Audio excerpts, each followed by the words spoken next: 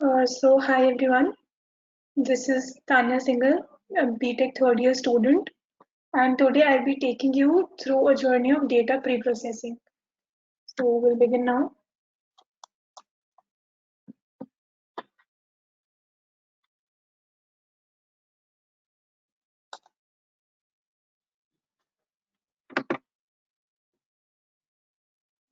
So starting from what is an ML process? So ML, while training a model and while deploying it, we have to go through various steps. So starting from data preparation.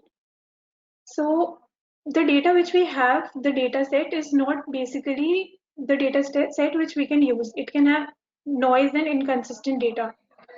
So first we have to clean the data and divide it into training and testing step. So this is done in the data preparation step. Then the data once cleaned is sent to the training step. Here the model is being trained on the data. The data is divided into two parts, the test data and the train data. So here in the training step, we find a relationship between the data. Uh, that is, we can find any relationship like y is equal to fx. And from here, once the model is trained upon a particular algorithm, the data is sent to the testing step. So here, once the model is completely trained, we can check the model or test the model based on the testing data which we had prepared earlier. So here, if we get the accuracy as desired, we go to the deployment. But if the accuracy is not as desired, we go back to the training step. And here again, the model is trained and a relationship is found. And again, it goes to the training step and the process continues till we get the desired accuracy. Once the testing is done and the accuracy is attained, we go on to the deployment. Here, we deploy the learned algorithm or the learned function, suppose y is equal to fx, and we use it for the prediction of future data. Since the algorithm is learned, we can give it any data in the future and it can predict the desired results. So this is a basic ML process.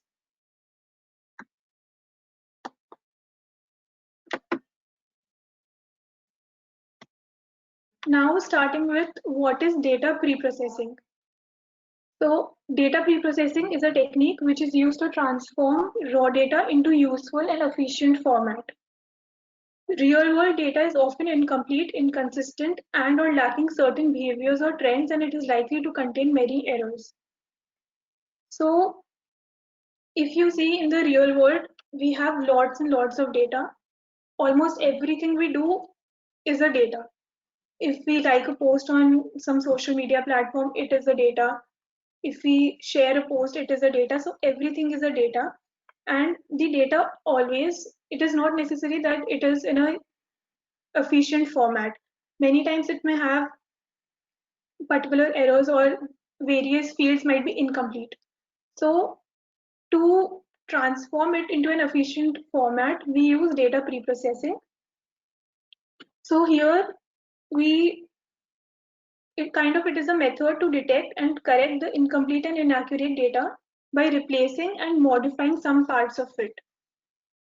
So in machine learning process, data processing is that step in which the data gets transformed to such a state that the machine can easily parse it.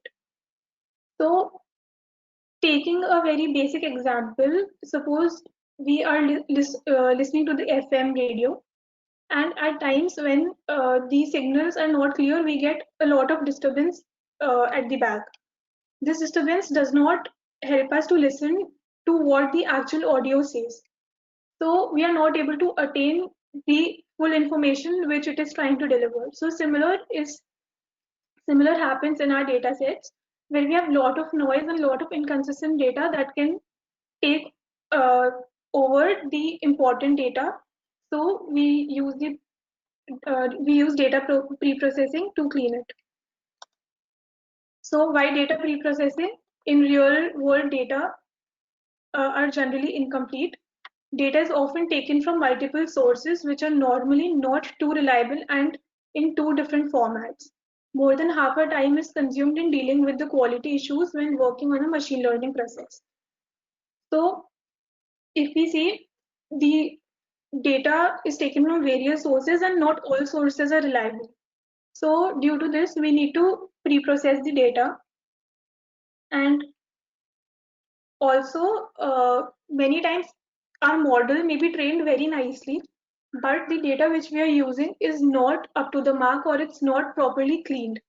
So there is no use of training as well. The training goes into vain and will not deliver accurate results unless and until the data we have is properly cleaned.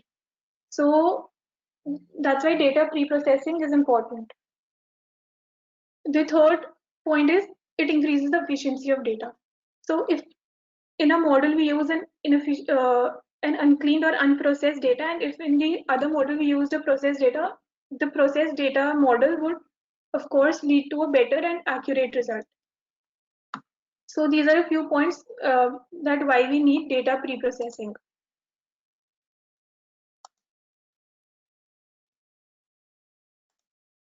I hope I am audible.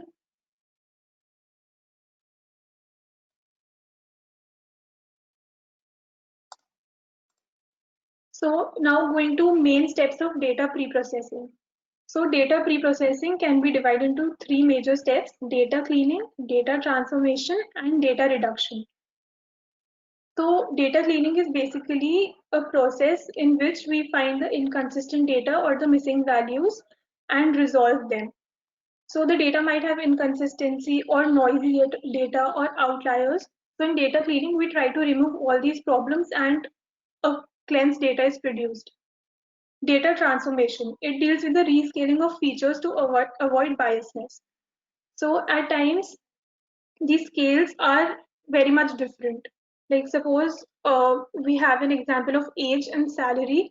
So in the age is a small number, whereas the salary might be a huge number. So in this case, the scales are different. So that's why we use data transformation to bring them on the same scale. Data reduction, it aims to reduce the data by removing unwanted data and grouping correlated data.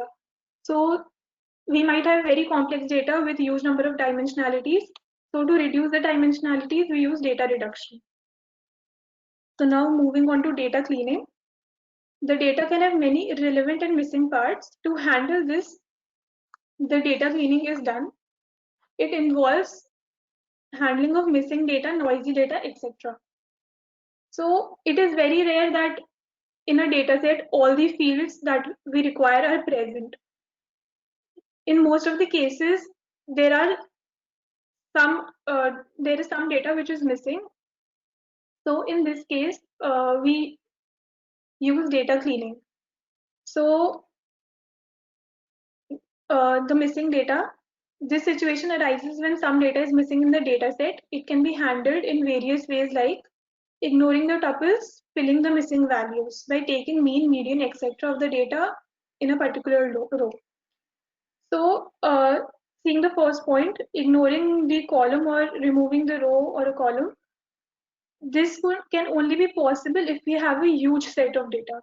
So suppose if we have 1,000 features and two of the features are incomplete and have very much inconsistent data. So in that case, we can consider removing two of the fields. But in cases where we have less number of fields, suppose we have only 7 or 8 features, in that case, we do not go for this option because major part of the data will be removed then. So ignoring the data is only helpful when the data set that is missing is large and the actual data set is also large. The second one is filling the missing values. So in this technique, we can fill in the missing values by taking mean of the feature or median of the data of a particular row or column. Here we can fill the data manually, or we can use global constants in programming, which can help in filling us the data. Now coming to noisy data, when there is noise such as outliers, etc. in the data. So it is not always necessary that the data which we have is smooth. Many times we have noisy data. So to avoid this, to correct this, we use two techniques, that is binning and clustering. So in binning, we create bins which represent a specific degree of intensity or range, and various continuous numerical values fall into it and are sorted and partitioned based upon the equidepth. So suppose various bins are collected and the data is assigned to various bins, and the range of the bins is decided. So the data which falls into the bins is smooth data. The data which is not falling is a noisy data and can be removed. Similarly for clustering, if we go for clustering, in clustering, we can form various clusters based on the data we have. So suppose various clusters are formed. So some data might be which will not lie in any of the cluster. So this data can be considered as noisy data, which is not falling into any of the category. So noisy data can be removed by these two steps. So now let us see an example of missing data. So suppose this is a data set in which we have the age of a person, the salary, and whether he is able to own a house in these cities. So here, if we see that we have various cities, we have three cities: New Delhi, Mumbai, Bangalore, and various people of different ages and different salaries per annum. So here, if we see, we have a few fields missing. So, so suppose this field is missing, this field is missing, and both the fields here are missing. So now, if we go and train the model on this data, we will face errors because there are a lot of data which is not present. So to avoid this, we can fill in the missing values by taking the mean or the median of this data. So suppose if we find for the age, so the formula for mean is the sum of all the data upon the total number of data. So suppose if we sum 27 plus 35 plus so on and divided by total number of data which we have here is 8. So we will get a value of 31.2. So we can fill this with 31.2. This is the average age. So here also we can fill it by 31.2.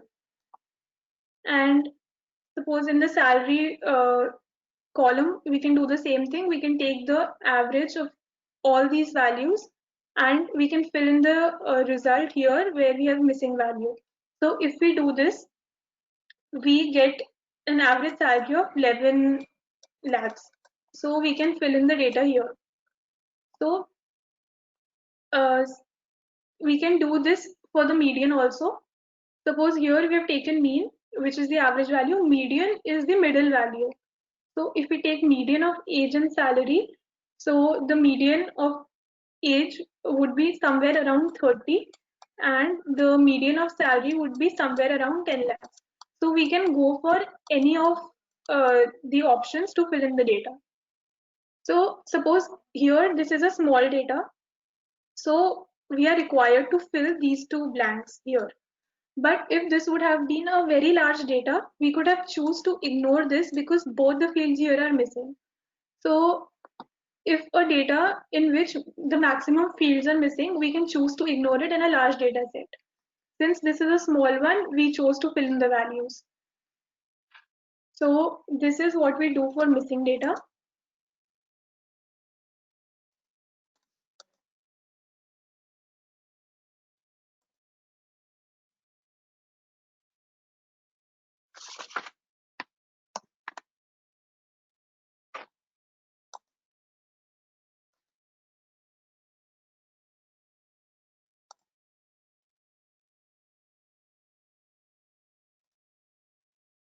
So now coming to data transformation.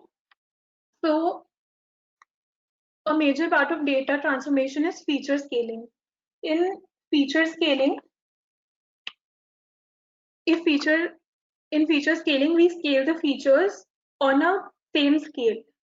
So if scale of one variable is greater than the scale of other variables, then the importance will be given to the variable on the larger scale. So suppose if we take an example, we have two values. One is 3000 meters and the other is 5 kilometers. So we all know that 5 kilometers is greater than 3000 meters. But if we try to put these values in the data set, the machine will take it as take 3000 as a larger data than 5, because it doesn't see the units, it is just seeing the numerical values. So to avoid this, we go for feature scaling, so that all the features lie on the same scale and the model is not biased towards any feature which is having a larger value. Also, feature scaling is very important because in algorithms like KNN and K-means, we use Euclidean distance to uh, find the Euclidean distance. So if we do not scale the features, it would be very biased towards one feature as compared to the other. So we use two major uh, algorithms for transforming the features, for scaling them. One is standardization and the other one is normalization. So standardization, it is a technique where the values are centered around the mean. The technique of attribute tends to 0 and the resultant distribute has a unit standard deviation. So in standardization, we use the formula x dash equal to x minus mean upon standard deviation. So we'll go through this by an example, but here we can just see the formula. So here we take out the mean of the whole data and the standard deviation, and for various different values, we take out the standardized value.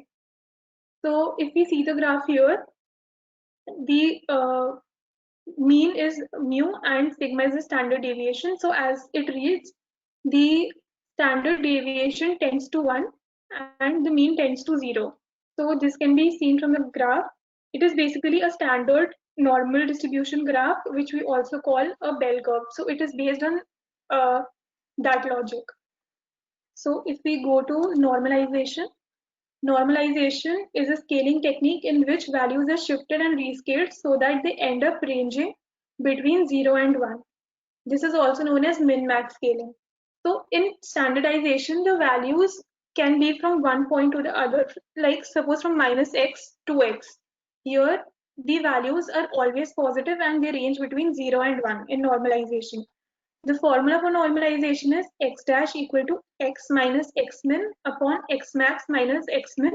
And this is why it is known as min max scaling, because it measures the relative values of the features. So here x min is the minimum value in the dataset and x max is the maximum value in the dataset.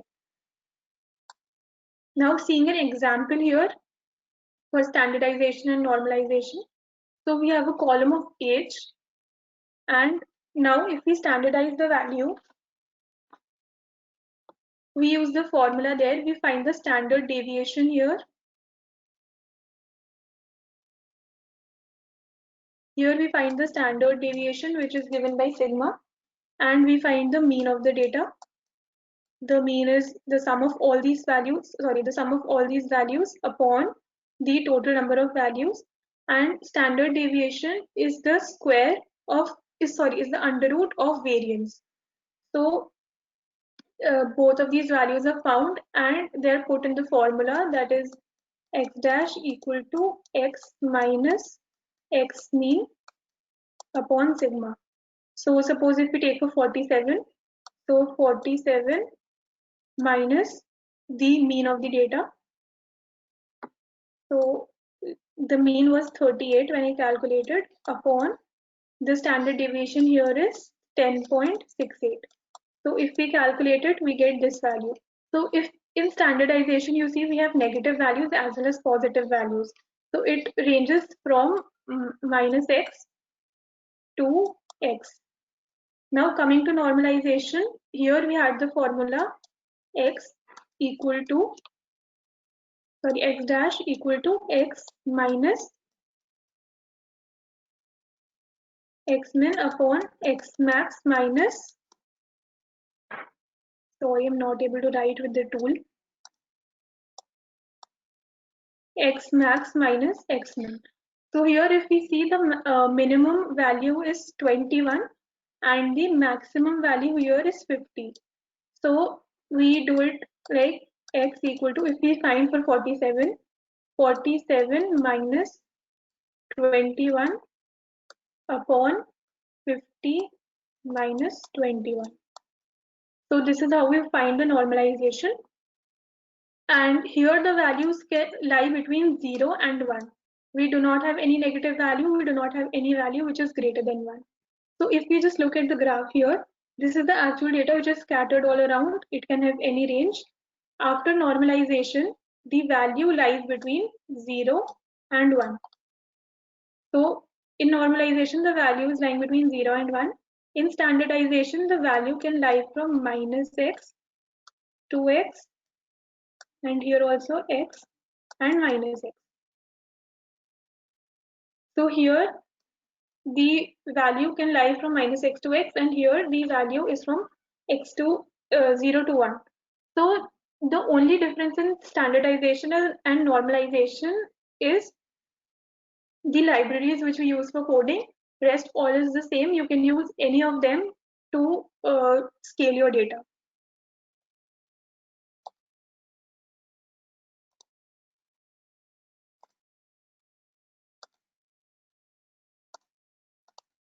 So moving to categorical data. So categorical data is divided into two parts: nominal categorical data and ordinal categorical data. So in nominal data, there is no concept of ordering amongst the values of that attribute. So let's take a very simple example, like we have seasons. So in seasons, there is no particular, like it can be snowy, it can be rainy, it can be summer. But ordinal data, they have some sense or notion of order amongst these values. Suppose the size of the t-shirts.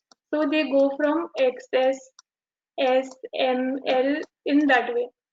So there is a notion of order. Similarly, if we take months, so months will go from January, February, March. So there is a particular order of it. So here, to convert categorical data into numerical data, we can use one-hot encoder as well as label encoding. So we can use both of them. So in label encoding, suppose let us take the three cities which we took in the data there. So New Delhi, Mumbai, and Bangalore. So according to label encoding, the values will be given such as 0, 1, 2. So here, this is converted into numerical data by values given to it. But here we have a disadvantage that since the values are in increasing order, so the model will prefer Bangalore because it has a value 2 which is greater than the value of New Delhi, that is 0. So here a bit of bias can be seen, whereas in one hot encoder we do it like, let us take New Delhi, Bangalore, and Mumbai. So we give them values in the form of 0 and 1. So suppose this is 0, 0, sorry, New Delhi, Bangalore, and Mumbai. So here 0, 0, 1 can be the value of this, 0, 1, 0 can be the value of Bangalore, 1, 0, 0 can be the value of this. So here the values are given in 0 and 1. So there is no biasness in the data. So that's why one hot encoding is preferred over label encoding. So now let's move on to the next topic.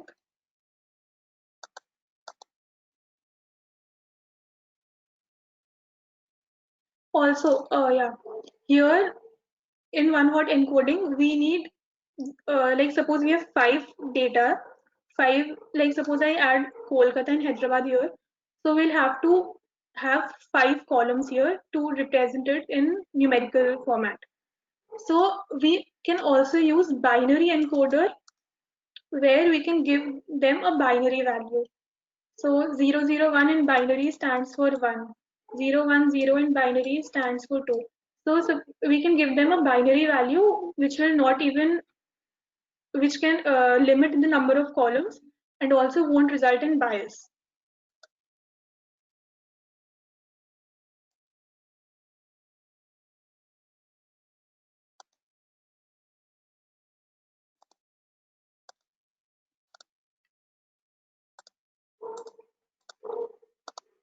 So now going to feature reduction. Feature reduction is a process of reducing the number of features in a resource heavy computation without losing the important information. So we can have a very complex data with large number of features. So to reduce the features, we use feature reduction. There are two parts of feature reduction: feature selection and feature extraction. So, curse of dimensionality, it is related with feature reduction only. So here, the curse of dimensionality refers to the phenomena that occurs due to high dimensional data, which is complex in in nature. Sparsity of data occurs when moving the data to higher dimensions. So here, if we have data in one dimensional, the computation of data is very simple as compared to the data in x dimensions. So, and the sparsity of data when moving to higher dimensions. So here, if we see the data is at, the data is easy to compute, whereas here, due to three-dimensional data, it becomes difficult to compute. Now, dimensionality reduction. Large-scale problems involve large number of dimensions which may become difficult to visualize. Dimensionality reduction is the process of reducing the numbers of random variables under consideration by obtaining a set of principal variables. Some of the dimensions which have less correlation may be discarded. Most of these features are correlated and hence redundant. So what dimensionality reduction is? Suppose we have a data having many features. So during the computation of data, it becomes complex because it is very difficult to compute a large number of features. So here we try to reduce the number of features either by discarding those features or by combining them or correlating them. So suppose if we see a house price reduction model, so there we have a feature as length of a room and breadth of a room. So the length and breadth are two different features and are taking uh, the space of two dimensions. So if we combine them and take the area out of them, the features would be reduced, but no information would be lost at the same time. So this is known as dimensionality reduction. So it is the process of reducing the number of variables. Here we can also remove some variables depending upon whether they are important to us or not. We try to remove the variables or try to reduce them into smaller or correlated variables, but we have to keep in mind that no information is being lost during this process. So one of the major tools used for dimensionality reductions is principal component analysis.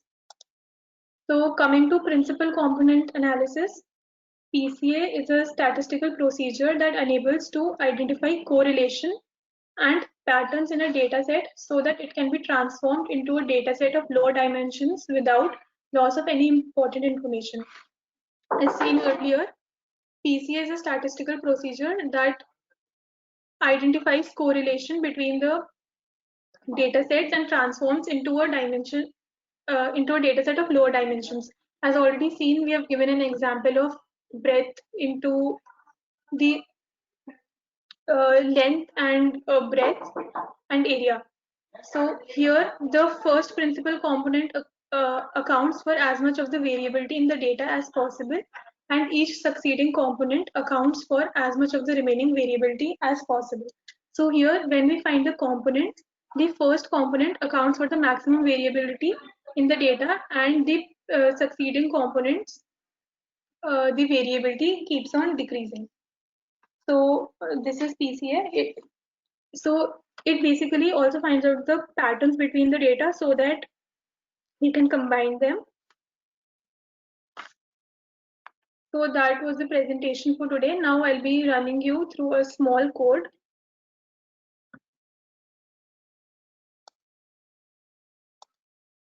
So this is a code.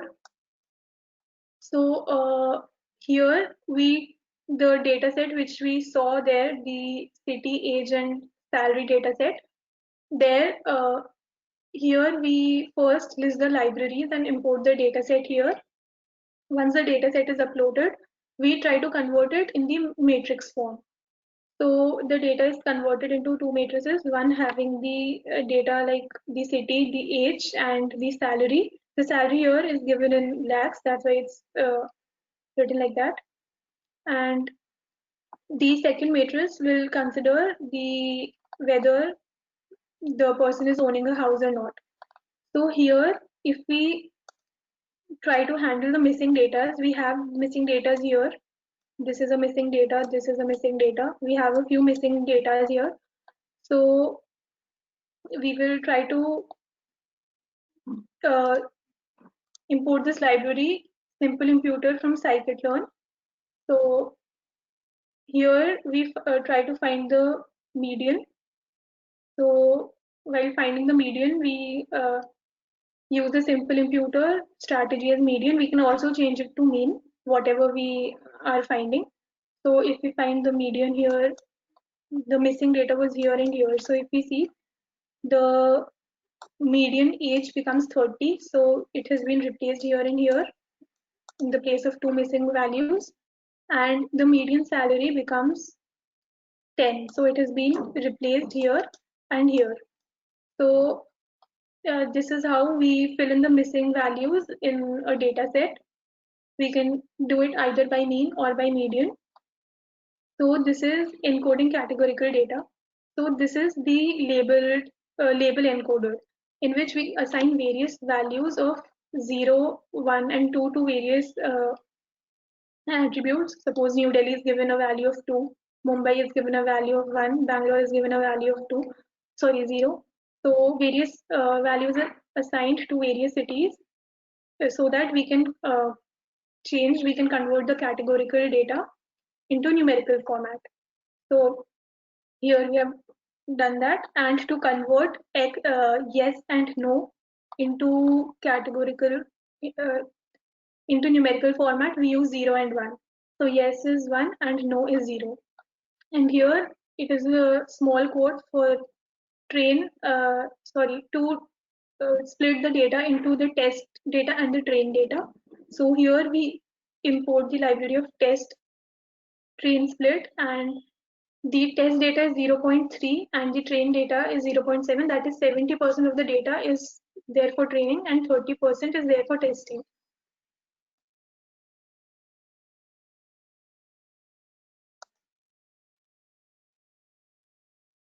So here I'm getting a question how to handle missing values for numerical values. So we do that by one hot encoder process only. So we we first convert the values of categorical data into numerical data, like we have done here. We have done it for 0, 1, 2, etc. We have given various numerical values to the categorical data, and then we go through the same process and we fill in the data. So here we go for we are seeing a standardization algorithm. So here we have a data. So the salary is given in lakhs and the age is given in normal numericals, like the salary is 12 lakhs and the age is 26. So there's a huge uh, difference in scale for the both of them. So here we apply standardization and we try to standardize the value on a scale. So for standardization, we use standard scalar library and we import the test and train data and we use standardization. Similarly, for normalization here, we would use min-max scalar. So that was my presentation for today. If you have any doubts, you can ask me right now or you can mail me here.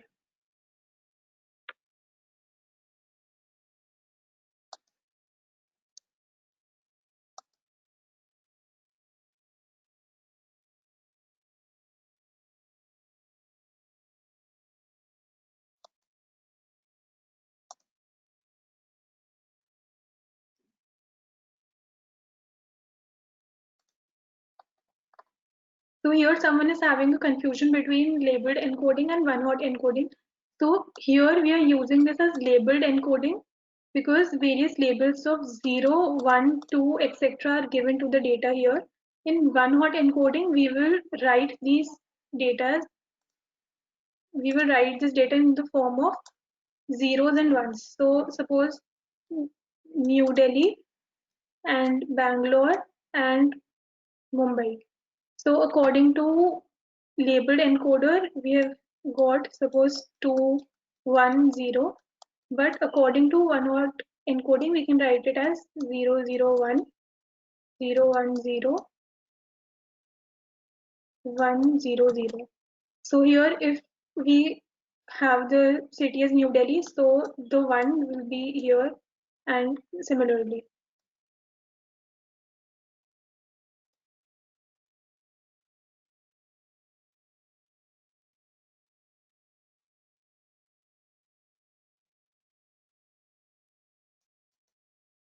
Any other questions, anyone?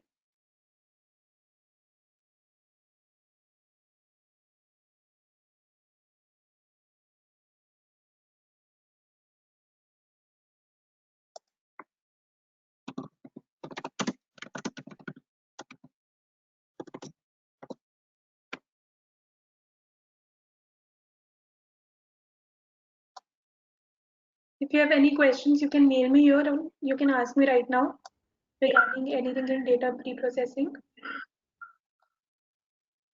I actually tried to incorporate a code for one-hot encoder as well, but couldn't do it. So people are appreciating your session, Tanya.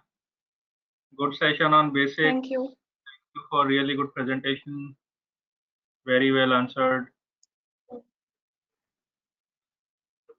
Thank so you. Since we are out of questions now and I'm not getting any more here, if anybody wants to ask, please ask directly. I'm just putting in where you will be able to see the webinar recording in 2-3 days time.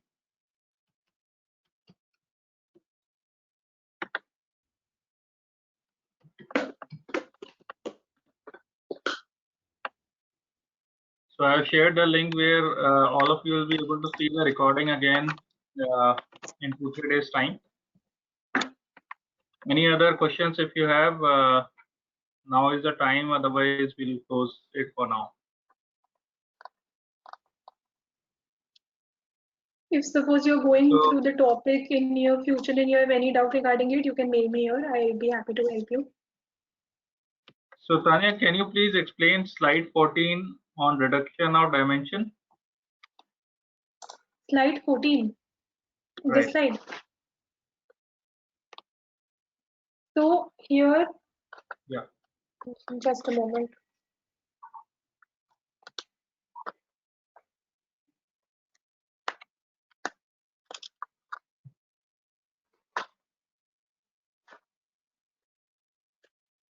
So here we are going through cursive dimensionality. So what basically is cursive dimensionality? So if you have large number of dimensions, it hinders the process. It is very difficult to compute what is going on because the data is very complex in nature. So here we try to reduce the data. So when we classify data or organize the data,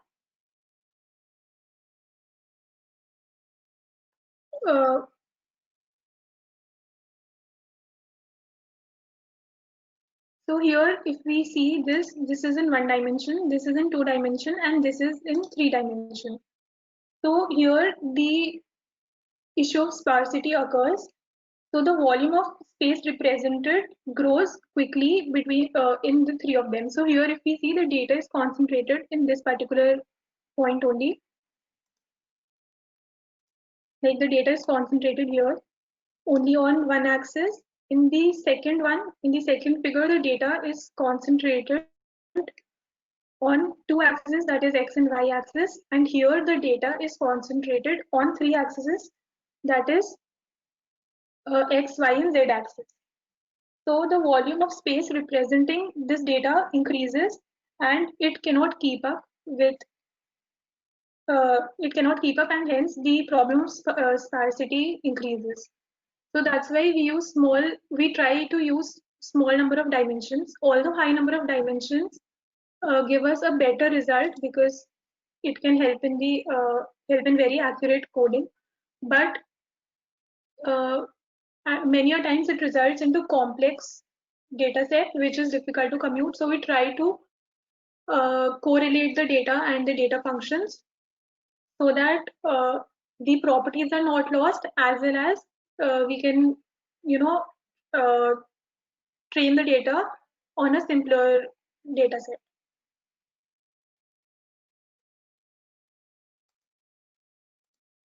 Am I clear?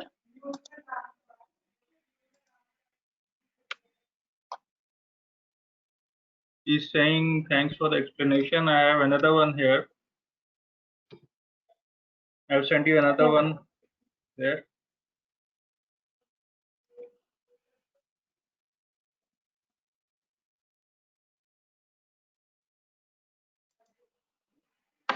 See, the question here is, let's say I have 30 features in any criteria judgment. So can I reduce it to 15, 20 features?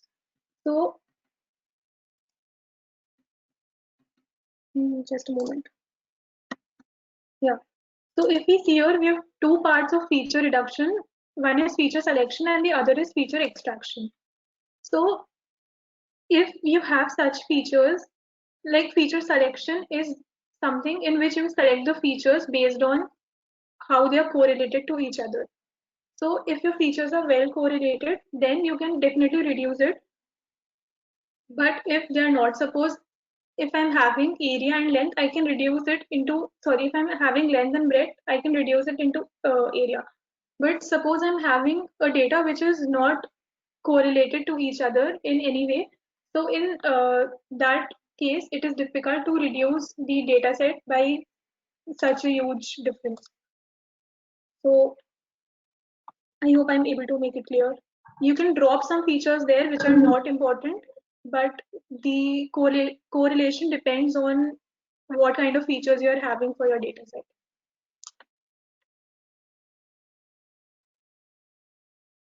Right. Okay. So since we are not getting any more questions, so I would like to close it here. So thank you, Tanya, for the presentation today, and thank you, audience, for joining us.